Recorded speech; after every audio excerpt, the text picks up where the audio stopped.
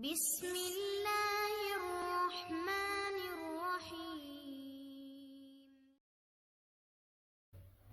वालेकुम dear students, क्या हाल हैं? स्टडी कैसी जा रही है? साइंटिफिक पॉइंट्स पे आसान और टू द पॉइंट लेक्चर्स के साथ खुशामदीद।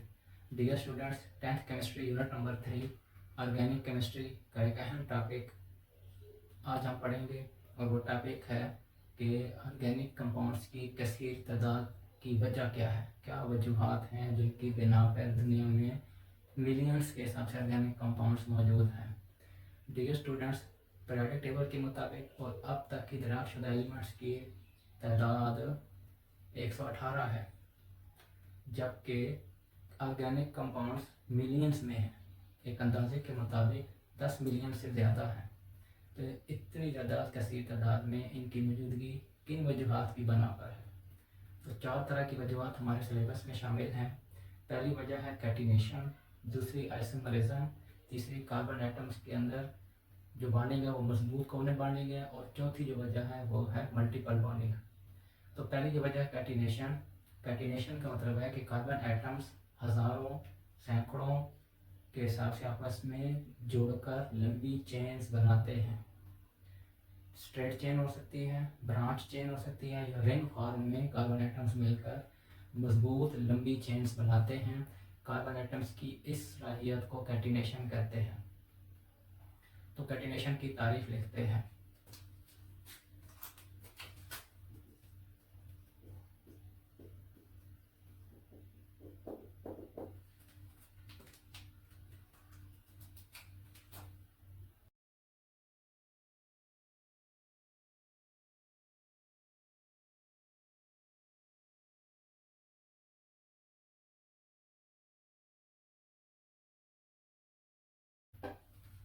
कार्बन एटम्स का मिलकर लंबी स्ट्रेट या ब्रांच चेन या रिंग बनाने की सलाहियत कैटिनेशन कहलाता है। अब कैटिनेशन के लिए दो चीज़ों का होना बहुत ज़रूरी है, और वो कार्बन के पास हैं। हम पीरियोडिक टेबल में देखते हैं कि कार्बन फैमिली में कार्बन वाले जो ग्रुप में अगला जो मेंबर है वो सिलिकॉन है। लेकिन ये जो दो वजूहत हम देखने लगे हैं, ये सिलिकॉन के पास इनमें से एक है, दूसरी नहीं है। वो दो वजूहत क्या हैं? पहली वजह ये है कि कैटिनेशन के लिए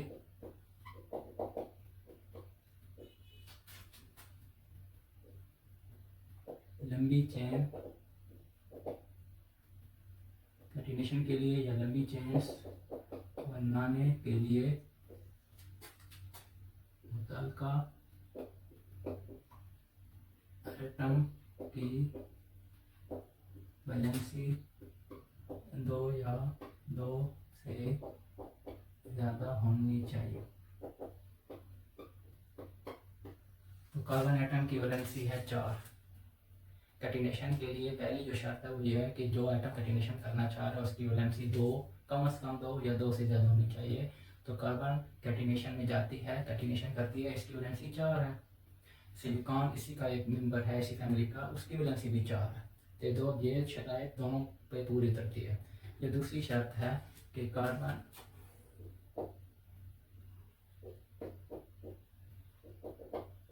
कैटिनेशन के लिए एटम्स का आपस में मजबूत कोवलेंट बॉन्ड होना चाहिए।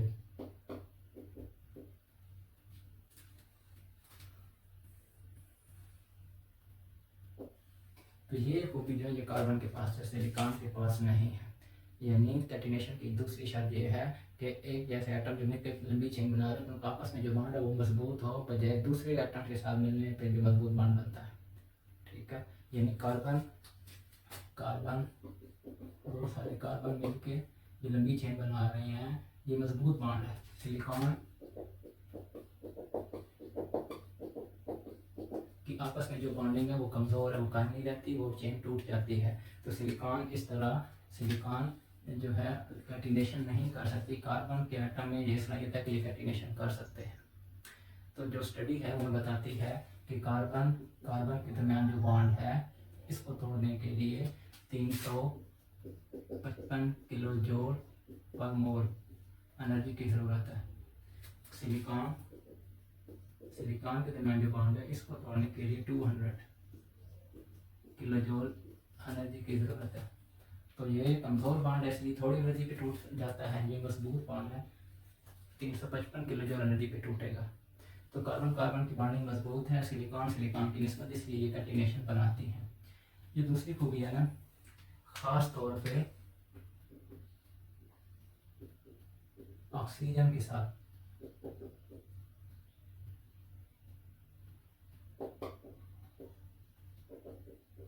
कमज़ोर बॉन्डिंग बनाए। खासतौर पर वही मतलब एटम के साथ कार्बन है तो कार्बन ऑक्सीजन के साथ जो बॉन्ड बनाती है और सिलिकॉन जो ऑक्सीजन के साथ बॉन्ड बनाती है, ये में स्टडी बताती है कि कार्बन का ऑक्सीजन के साथ जो बॉन्ड है वो 351 किलो जूल पर मोल एनर्जी पे टूटता है। सिलिकॉन ऑक्सीजन का जो बॉन्ड है वो 452 किलो जूल पर मोल एनर्जी रखता है।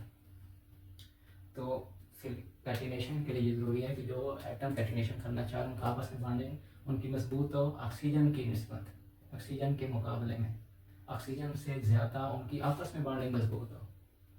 अब कार्बन और सिलिकॉन को कंपेयर किया गया है हमारे सिलेबस में। कार्बन कार्बन एटम्स के साथ मजबूत बॉन्ड बनाती है कार्बन ऑक्सीजन की निस्बत, जबकि सिलिकॉन सिलिकॉन के साथ कमज़ोर बॉन्ड बनाती है सिलिकॉन ऑक्सीजन की निस्बत।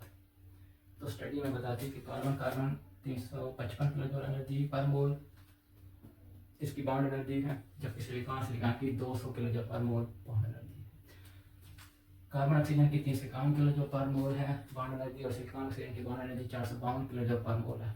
इसका मतलब है कि ये बॉन्ड इतना आसानी से नहीं टूटेगा। सिलिकॉन सिलिकॉन का बॉन्ड आसानी से टूट जाएगा, तो जब बॉन्ड टूट जाएगा तो वो चेन कायम नहीं रह सकती। जबकि कार्बन ऑक्सीजन का जो बॉन्ड है ये कमज़ोर है कार्बन सिलिकॉन ऑक्सीजन की निस्बत। तो कार्बन ऑक्सीजन का बॉन्ड टूट सकता है, सिलिकॉन ऑक्सीजन का बॉन्ड इतना आसानी से टूट नहीं सकता। तो इसलिए सिलिकॉन अपनी मेजॉरिटी वाले कंपाउंड्स में SiO2 की फॉर्म में इस यूनिवर्स में मौजूद है, क्योंकि सिलिकॉन का ऑक्सीजन के साथ जो बॉन्ड है वो मजबूत है, उसके लिए बॉन्ड एनर्जी ज़्यादा ज़रूरत है। तो ऑर्गेनिक कंपाउंड की कैसीयत की एक बड़ी वजह कैटिनेशन है, क्योंकि organic compound organic chemistry hydrocarbon के मुताले ऑर्गेनिक केमिस्ट्री। अब हाइड्रोकार्बन में जो मेन बुनियादी दो एलिमेंट हैं वो कार्बन और ऑक्सीजन कार्बन और हाइड्रोजन। तो कार्बन के अंदर ये खूबी है, सलाहियत है, कैपेबिलिटी है कि कार्बन हज़ारों कार्बन्स आपस में जुड़कर लंबी चेन्स बना सकते हैं मजबूत बॉन्डिंग के साथ, और वो चेन कायम रह सकती है। जबकि सिलिकॉन भी कार्बन की फैमिली का एक मेंबर है, इसकी वजह से भी 4 है, लेकिन सिलिकॉन के साथ बॉन्डिंग कमज़ोर है, तो बॉन्डिंग होती नहीं है। अगर हो जाए तो वो टूट जाती है। तो सिलिकॉन कैटिनेशन का मुज़ाहरा नहीं कर सकती, कार्बन के अंदर कैटिनेशन होती है। ठीक है। ऑर्गेनिक कंपाउंड की कथी तादाद की अगली वजह है आइसोमरिज्म। डियर स्टूडेंट्स, आइसोमरिज्म का क्या मतलब है? आइसोमरिज्म एक ऐसा अमल, ऐसा मजहर है जिसमें एक कंपाउंड अपने मुख्तलिफ आइसोमर्स बनाता है। आइसोमर्स बनाने की सलाहियत, आइसोमर्स बनाने का अमल आइसोमरिज्म कहलाता है। अब आइसोमर्स क्या है? आइसोमर्स एक ऑर्गेनिक कंपाउंड्स के अंदर आइसोमरिज्म की खूबी भी है कि ऑर्गेनिक कंपाउंड्स अपने मुख्तलिफ आइसोमर्स बनाते हैं। आइसोमर्स का मतलब है कि ऐसे कंपाउंड जिनके मॉलिक्यूलर फार्मूला तो एक जैसा है, लेकिन वो मुख्तलिफ तरह के स्ट्रक्चर्स बना सकते हैं, मुख्तलिफ तरह के एटम्स की तरतीब के साथ कंपाउंड बना सकते हैं, उनको आइसोमर्स कहते हैं। मिसाल के तौर पर पेंटेन,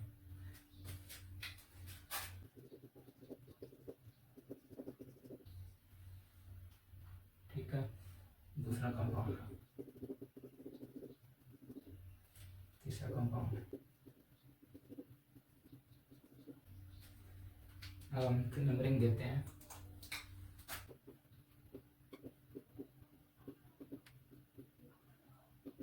फिर हम नाम देते हैं। ये नॉर्मल पेंटेन है,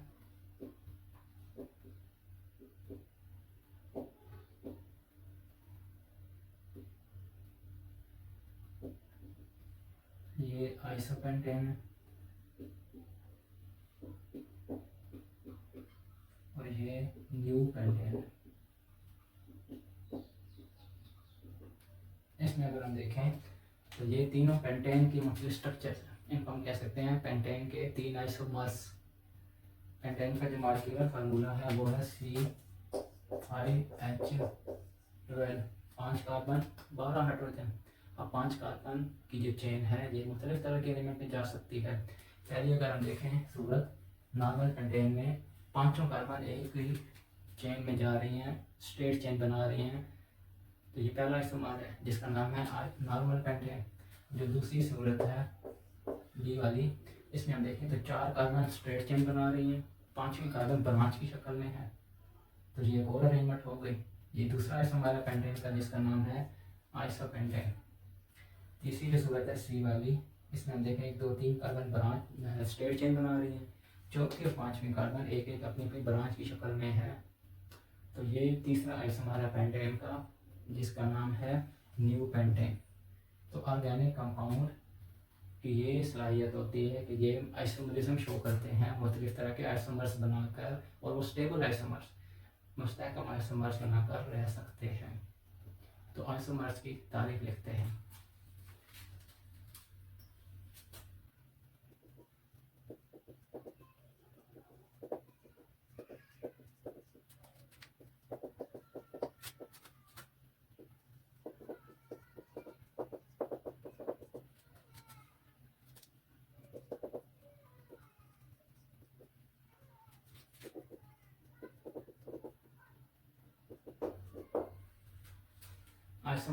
आइसोमरिज्म एक ऐसा मजहब है जिसमें कोई कंपाउंड मुख्तलिफ तरह की तरतीब बनाकर अपने मुस्तहकम आइसोमर्स बनाता है, ठीक है, या आइसोमर्स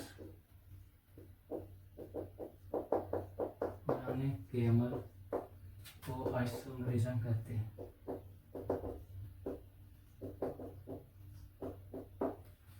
एक ऐसा अमल जिसमें मुख्तलिफ आइसोमर्स बनते हैं, कोई कंपाउंड बनाता है, ठीक है। तो ये भी ऑर्गेनिक कंपाउंड की एक अहम खूबी है। अगला जो पॉइंट है, जो अगली वजह, वो है कार्बन की मजबूत कोवलेंट बॉन्ड।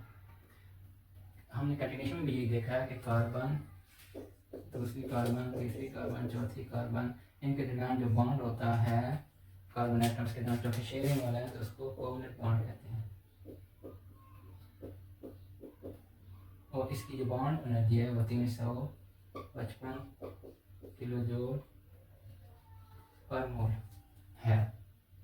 तो कार्बन की दूसरी कार्बन शामिल का जो चेन बन रही है वो मजबूत कोवलेंट बॉन्डिंग वाली है, बॉन्ड एनर्जी ज़्यादा है, तो इसलिए तो ये चेन कायम है। तो तीसरी जो बड़ी वजह है कार्बन की मजबूत कोवलेंट बॉन्डिंग, कार्बन की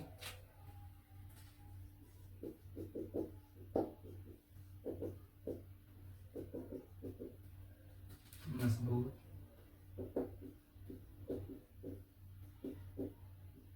बॉन्डिंग।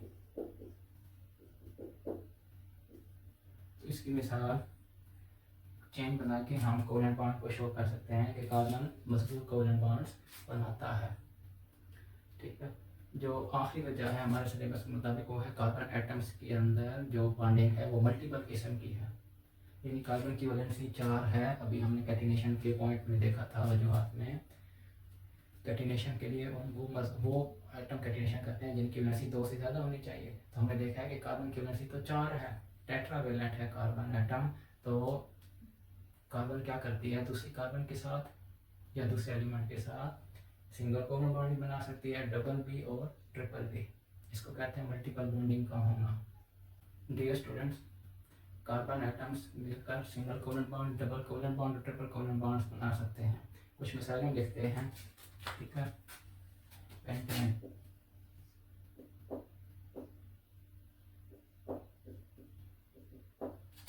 CH3 CH2, ये पेंटेन है। इसमें देखते हैं कि पांचों कार्बन आपस में एक दूसरे के साथ सिंगल कोवलेंट बॉन्ड बना रहे हैं। पेंटेन, ये पेंटेन,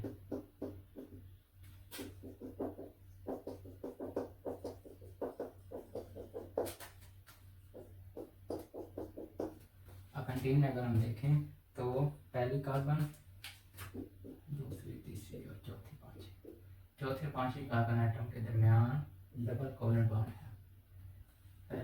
दूसरी, तीसरी, चौथी और पांचवी। पेंटेन में हम देखें तो पहली और पांचवी, चौथी और पांचवी के दरमियान सिंगल कोवलेंट बॉन्ड है, जिन सब में सिंगल है।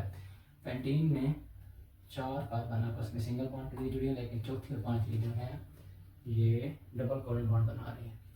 पेंटाइन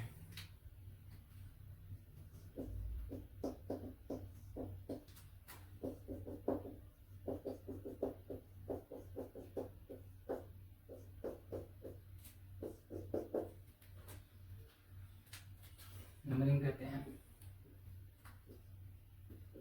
पेंटाइन में हम देखें 4, 5 नंबर जो कार्बन है इनके दरमियान ट्रिपल कोवलेंट बॉन्ड है। तो तीनों तरह के बॉन्ड अपने हिसाब से स्टेबल हैं, कार्बन एटम बनाती है। इसको कहते हैं मल्टीपल बॉन्डिंग, कि कार्बन एटम्स दूसरी कार्बन एटम के साथ सिंगल कोवलेंट बॉन्ड भी बनाती हैं, डबल कोवलेंट बॉन्ड भी बनाती हैं और ट्रिपल कोवलेंट बॉन्ड बना के लंबी chain, straight chain, branch chain या रिंग फॉर्म में रह सकती है। जिस तरह हमने बेंजीन का देखा है, बेंजीन CH